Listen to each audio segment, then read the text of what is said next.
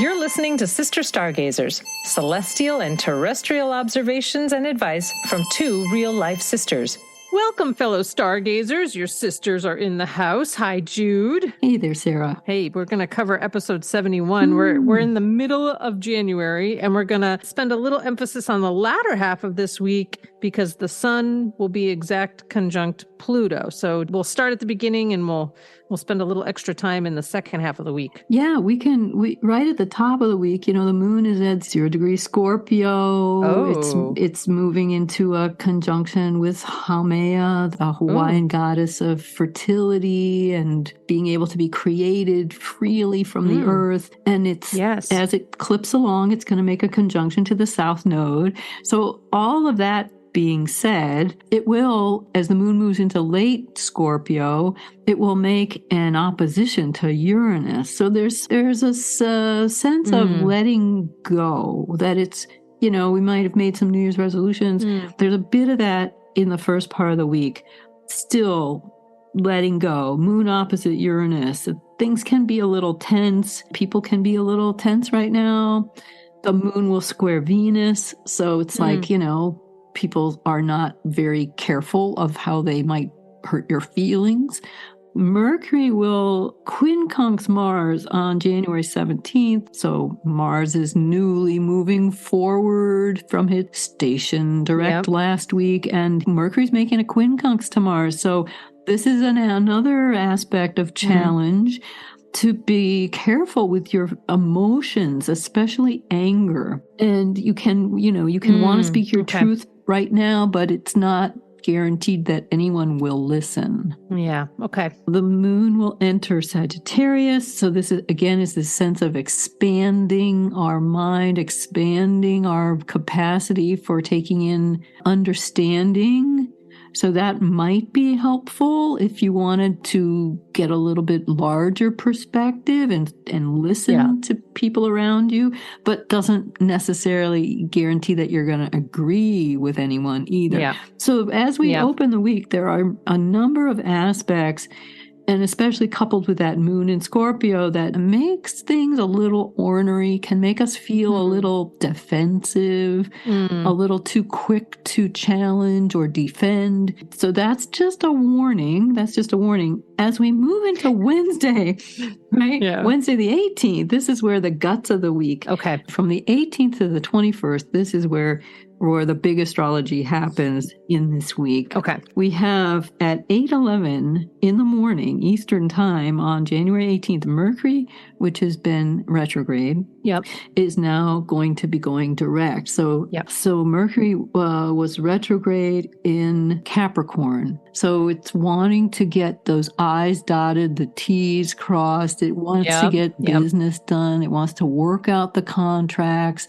Some of this stuff that you might be in contention with or arguing about or going back and forth with over the course of the early part of this week might have something to do with trying to get these ideas or these contracts amenably worked out. Okay. With Mercury in Capricorn. It just is such a rough road. Yeah. Mercury will be going direct. Well, it's actually going to be stationing direct on the 18th. Yep. So when it does that, it's going to hang out at that degree where it is for maybe a day or two. It doesn't actually start direct in just like pew, like Roadrunner. Exactly. It doesn't do that. Yeah. It's going to take a little time to get it up. So even by sunrise on the 18th, it's not, it's not direct yet. 8:11 a.m., Mercury starts moving direct. Okay. But it's still not going to be, with that much momentum. It's just not kind going to of be a lot of momentum. Yeah. Okay. What I'm saying is there might be kind of like you reach an impasse or a stalewart of some kind. Yeah. So just hang loose with anything that comes up that feels like it can't be resolved, because it will eventually, the knots will work their way out, the dam will open, but it just might not be right away. Okay. Other thing that happens on Wednesday the 18th, which I was cautioning about last week, is that this is the exact day that the sun makes a conjunction to Pluto. So the sun in Capricorn makes a conjunction to Pluto in Capricorn at 28 degrees Capricorn. So this has been kind of an approaching aspect since the 8th of January. So there might have been anger, kind of suppressed emotions. There might have been anger. There might have been, again, this sense that you wanted to push things forward, but there's like an immovable force there that cannot be reckoned with. So there's this kind of stuckness with Sun conjunct Pluto, and it's really about power and control. Okay.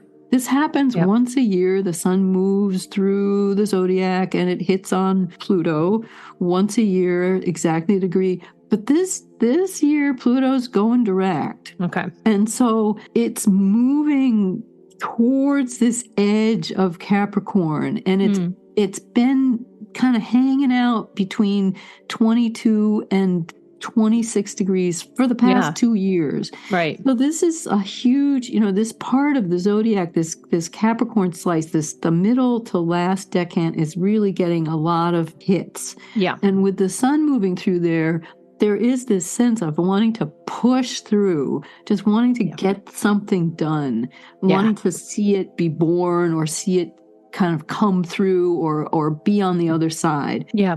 There's also a sense that we need to kind of learn, kind of take some lessons from whatever might come up around this time, whether it's not so much news, but power and control issues on the world stage. Okay. That might be kind of being enacted out. Okay. At the same time of this conjunction, the same day, the 18th, we have these squares happening. Mercury is squaring Jupiter. That was in full aspect last week, but there might be some remnants kind of hanging around. Again, it's like big ideas, big policy, nothing quite meshing.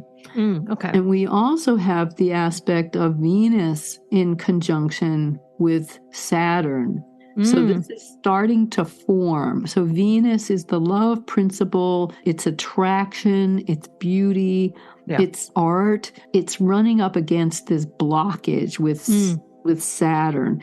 So Venus wants to express, it wants to bring in, create, attract, it wants to attract whatever it needs. But then it's this sense of being blocked with Saturn there, I'd love to go out and test drive some new cars. Oh, you don't need a new car, or I'd love to, just be able to go out and enjoy myself. Well, you don't need to, you don't need to go out and do that. So there's this sense of like this wanting something and then, no, you can't have it. Some recrimination or doubt or...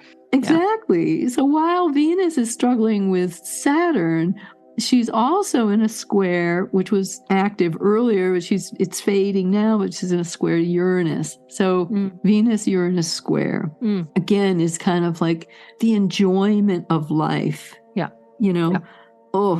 But why does it have to be so hard, Yeah. And in Aquarius, right, Venus in Aquarius is sense of the social activities, relationships, and being enthusiastic about meeting people and making new friends. And then there's, challenges around that, or maybe the people that you meet don't turn out to be who you think they are or who they say they are. There's this kind of tension or something that's it's not very smooth. Okay. In other words, there's another aspect, a square from Mercury in Capricorn to Chiron over in Aries. This square is forming, and we can talk about it more as it comes together. But this square is also about being able to talk through difficulties, to express ideas that might be painful, to make inquiries that are internal inquiries or internal questions that you might be able to sort out that might be stimulated or impacted by working within an institution. Or Mercury in Capricorn can be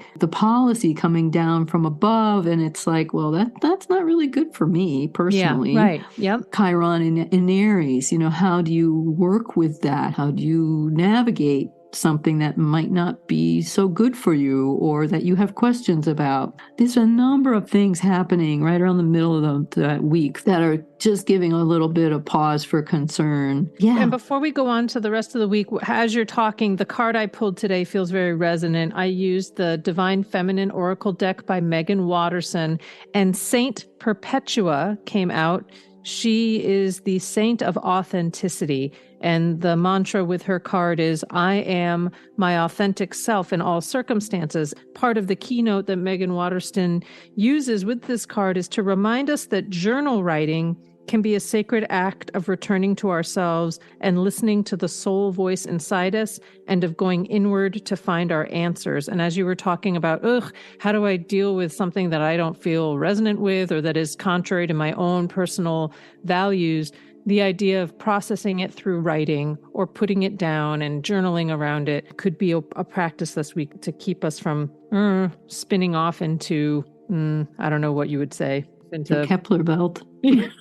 Right. Going out there, too far out there. Right. It is hard. Getting lost in the weeds. Yeah. How do you stay authentic to yourself so that the inner voice that greets us as we journal or write strengthens our authenticity? So maybe it's not even a matter of having to confront when something is coming at you that is contrary, but to be able to reinforce it through journal writing or coming back to yourself. Absolutely. That's beautiful, Sarah. What was her name again? It's Saint Perpetua. She was a Catholic saint, Saint Vibia Perpetua, and it has to do with during the Holy Roman Empire, there was some religious persecution happening, and she was told she needed to renounce her Christianity, and she went to prison for not renouncing, and she kept a diary apparently in her time in the prison.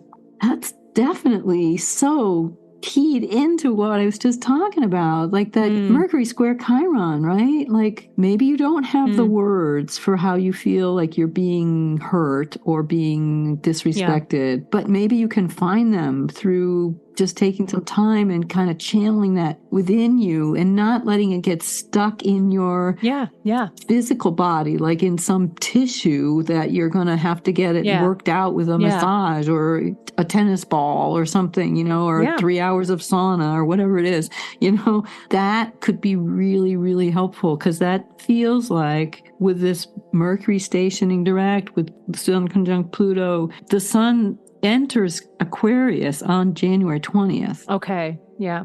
On the 21st, there will be a new moon in Aquarius at 1 degree. So this is like the third new moon at 1 degree. So we had one in December. Yep. The Capricorn new moon right after the solstice, 1 degree Capricorn. Right. So again, this is like calling us to find a different way of like upgrading our capacity in a different way, responding in a different way to slights, hurts, emotions. So going back to Friday the 20th, Sun enters Aquarius.